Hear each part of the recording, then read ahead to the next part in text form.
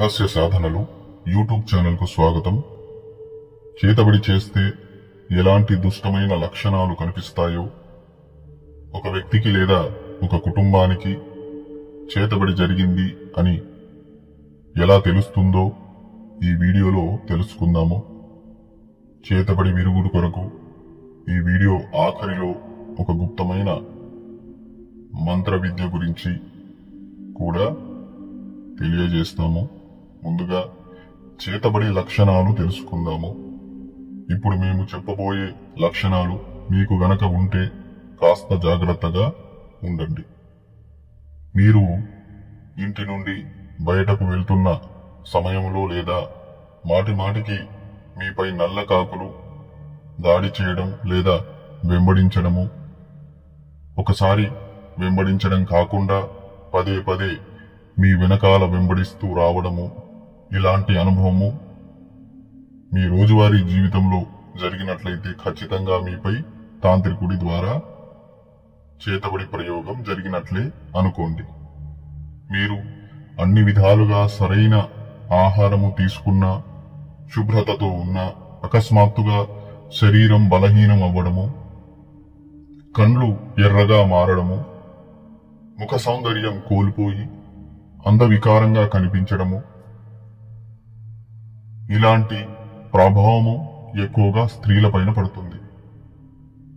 గమనించండి, స్త్రీలు నెలసరి సమయంలో ఉన్నప్పుడు తాంత్రికులు అపవిత్ర శక్తులను చేతబడి చేసి ప్రయోగించడం ద్వారా ఇలాంటి సమస్యలు కూడా వచ్చే అవకాశాలు ఉండవచ్చు. అలాగే మాటిమాటికి ఆరోగ్యం పాడైపోవడము, బరువు తగ్గడము, ఎన్ని రకాలుగా ట్రీట్మెంట్ చేపించినా ఫలితం కనిపించకపోవడము, ఇలా ఆరోగ్యం సరిగ్గా లేనప్పుడే పీడిత వ్యక్తికి ఇంట్లో బట్టలు కాలిన వాసన మరియు కుక్క మలం వాసన రావడము, మాంసం కాలుతున్నప్పుడు వచ్చే వాసన రావడము లాంటివి జరుగుతాయి. ఇవి కూడా తాంత్రిక ప్రభావం ద్వారా వచ్చే సమస్యలే. అదేవిధంగా మీకు ఇంతకు ముందు చెప్పినట్లు కాకి వెంబడించినట్లుగానే మీరు బయట నడుస్తున్న సమయంలో కుక్కలు విచిత్రంగా అరవడము, ఏడవడము లాంటి సంఘటనలు జరగవచ్చు. కుక్కలకు దుష్ట శక్తులను, దుష్ట ఆత్మలను చూసే శక్తి ఉంటుంది. అవి కొన్ని విషయాలను, చెడు తత్వంను గ్రహించగలవు. చేతబడి జరిగింది అనే లక్షణాలలో మరో లక్షణము, మీరు ఎంత కష్టపడ్డా, ఎన్ని ప్రయత్నాలు చేసినా ఆఖరి క్షణంలో మీకు దక్కవలసినది దక్కదు. ఇలా ఒకసారి కాకుండా ఎక్కువ సార్లు జరిగే అవకాశాలు ఉంటాయి. ఎక్కువగా ప్రస్తుతం చేతబడి ప్రయోగాలు వ్యాపారస్తులపైన జరుగుతున్నాయి. వ్యాపారంలో కూడా ఎంత అనుభవం ఉన్నా, ఎన్ని రకాలుగా వ్యాపారాన్ని అభివృద్ధి చెయ్యాలని కష్టపడ్డా నిండా మునిగిపోయి ఉండటం జరుగుతుంది. వ్యాపారస్తులు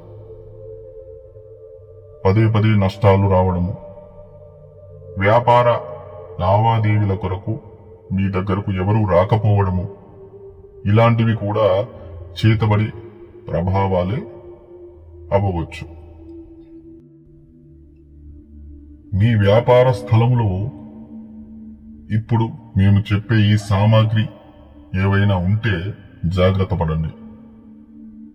రాగి యంత్రం మరియు ఏదైనా జంతువు యొక్క రక్తం కలయికతో ఉంటే ఒకే స్థలంలో చేతబడి జరిగింది అనే మరో లక్షణం,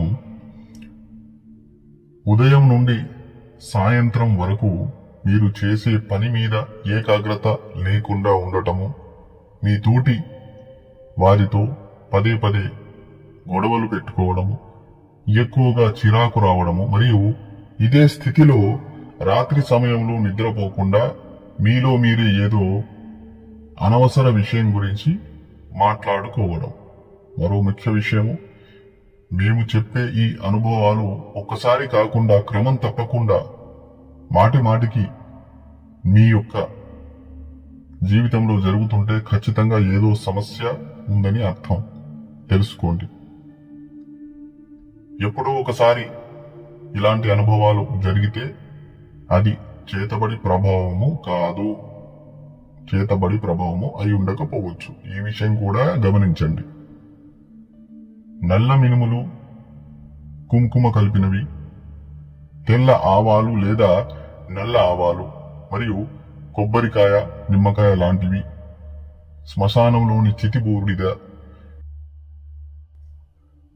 ఇలాంటి సామాగ్రి ఉంటే మీ ఇంటి ప్రాంగణంలో, వ్యాపార ప్రాంగణంలో గాని వెంటనే గంగాజలము నీటిలో కలిపి ఆ స్థలాన్ని శుద్ధి చేయండి. ఉప్పు నీరు చల్లండి. లేదా ఏదైనా గుడి దగ్గర నీళ్లు ఒక బిందెడు తీసుకుని ఆ స్థలంలో చల్లాలి. ఎందుకంటే తాంత్రికులు ఎక్కువగా ప్రయోగాలకు వాడే సామాగ్రి ఇదే కాబట్టి. ఎప్పటి వరకు మీరు పవిత్రంగా ఉంటారో, ఎప్పటి వరకు మీ ఇంటి స్థలాన్ని, వ్యాపార స్థలాన్ని శుభ్రంగా ఉంచుకుంటారో, రోజువారీ జీవితంలో ఏదైనా దైవశక్తి మంత్రం తీసుకొని జపం చేస్తారో, అపవిత్ర ప్రాంతాల్లో తిరగకుండా ఉంటారో, ఇలాంటి జాగ్రత్తలు తీసుకుంటే మీపై ఎవరైనా చేతబడి చేసినా, తాంత్రిక ప్రయోగాలు చేసినా ఎక్కువగా మీపై చెడు ప్రభావము పడకపోవచ్చు. మీ ఇష్టదైవం ఎవరైనా సరే వారి మూలమంత్రం పట్టుకుని రోజువారీ జీవితంలో మంత్రజపం చెయ్యండి. సమయం చూసుకొని రోజు కనీసం ఒక మాల జపిస్తే చాలు. మీకు చేతబడి జరిగింది అని దానిని తొలగించడం కొరకు వారి దగ్గర, వీరి దగ్గర వెళ్లి డబ్బులు ఖర్చు పెట్టుకోవడం దేనికి? ఆలోచించి చూడండి. ప్రతి ఇంట్లో తులసి చెట్టును పెట్టి రోజు పూజించండి. ఇతర పూల చెట్లను కూడా ఇంట్లో పెట్టుకోండి. ఈ చెట్లు కూడా మీకు సంకేతాలు ఇస్తాయి. మీరు రోజు చెట్లకు నీళ్లు పోస్తున్నా, శుభ్రంగా ఉంచినా అకస్మాత్తుగా చెట్లు వాడిపోవడం, ఎండిపోవడం లాంటివి జరిగితే మీ ఇంటికి ఎవరో ఏదో చేతబడి చేస్తున్నట్లే అని గమనించండి. ఈ ప్రకృతి కూడా మనకు సంకేతాలు ఇస్తుంది. మరియు మీరు ఏదైనా కొత్త ఇల్లు కొన్నా, పాత ఇల్లు కొన్నా, అద్దె కోసం కిరాయి ఇల్లు తీసుకున్నా ముందు జాగ్రత్తగా ఆ ఇంటిని శుభ్రం చేసి గంగాజలము, గోమూత్రం నీళ్లతో కలిపి ఇంటిని శుద్ధి చేయండి. ఈ ప్రకారంగా చేస్తే మీరు ఉండాలి అనుకుంటున్న ఇల్లు కావచ్చు, లేదా కొనాలి అనే ఇల్లు కావచ్చు, ఆ ఇంట్లో పూర్వంలో ఏదైనా దుష్టశక్తి నివాసం ఉన్నా, లేదా ఏదైనా చెడు ప్రయోగాలు జరిగి ఉన్నా, పూర్వం ఆ స్థలంలో ఏదైనా చెడు ఊర్జా శక్తి, దుష్టశక్తి నివాసం ఉన్నా ఆ ఇంట్లో ప్రవేశించే వారిపై చెడు ప్రభావం పడే అవకాశాలు ఉంటాయి గనక గంగాజలం, గోమూత్రంతో శుద్ధి చేయండి. మరియు మీరు ఆ ఇంట్లో ప్రవేశించే ముందు ఎవరైనా ఆ ఇంట్లో నివాసం ఉంటున్న సందర్భంలో, అనగా మీకంటే ముందు మీరు వెళ్లే ఇంట్లో వారికి ఏదైనా చేతబడి ప్రభావం పడి వారు అనేక ఇబ్బందులకు గురై సమస్యలు ఎదుర్కొని ఆ ఇంటిని అమ్మవచ్చు, వదిలివేయవచ్చు. తక్కువకు ఇల్లు అమ్ముతున్నారు అని, లేదా ఎమర్జెన్సీలో రెంట్ తక్కువ అనో తొందరపడి మీరు ఏదైనా ఇల్లు కొన్న, అద్దెకు వెళ్ళినా జాగ్రత్త పడండి. జాగ్రత్త అంటే ఏదో చెయ్యాలని కాదు. మీరు ఎంచుకున్న ఇంటిని శుద్ధి చేసుకోండి, శుభ్రంగా ఉంచుకోండి. ఇంటి ప్రాంగణాన్ని దైవిక ఊర్జా శక్తితో నింపండి. మీరు, మీ కుటుంబీకులు, మీ ఇల్లు ఎంత పవిత్రంగా ఉంటే అంత పవిత్రమైన వాతావరణము మీ చుట్టుపక్కల ఉంచుకోగలరు. నా ఉద్దేశం మేరకు మాత్రం ప్రతి ఒక్క వ్యక్తి, ప్రతి ఒక్క సాధకుడు తమ తమ జీవితాలలో వారి మరియు వారి ఇంటి రక్షణకు ఆంజనేయ స్వామి వారి రక్షామంత్ర సాధన లేదా కాళికాదేవి అమ్మవారి రక్షామంత్ర సాధన చేసి ఉండాలి. అంటే సిద్ధి చేసుకొని ఉండాలి అని అర్థం. ఎందుకంటే రక్షామంత్ర సిద్ధి ద్వారా మీ దేహ రక్ష మీరు చేసుకోవచ్చు, మీ కుటుంబానికి రక్షణ చేసుకోవచ్చు. ఇంటిపైన ఇలాంటి ప్రయోగాలు జరిగినా వాటి ప్రభావం మీ పైన పడకుండా ఇంటికి రక్షారేఖ అంటే రక్షా కట్టు వేసుకోవచ్చు. మీ ఇంట్లో గాని మీ చుట్టుపక్కల ప్రాంతంలో ఎలాంటి చేతబడి ప్రభావం కూడా పడదు. మేము ఇంతవరకు ఎలాంటి సాధనలు చేయలేదు, మాకు ఎలాంటి అనుభవాలు లేవు, మంత్రాలు చేయడం మంచిదా కాదా అనే సందేహాలు, అపోహలు ఉండవచ్చు. చూడండి, మంత్ర విద్య అనగా భయపడకూడదు. ముందుగా భేదన అనేది గమనించాలి.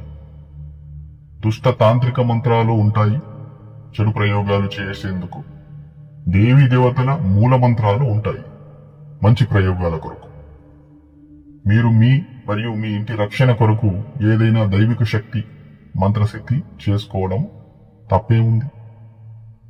అనుభవపూర్వకంగా ఒక విషయం అయితే మీకు చెప్పగలను.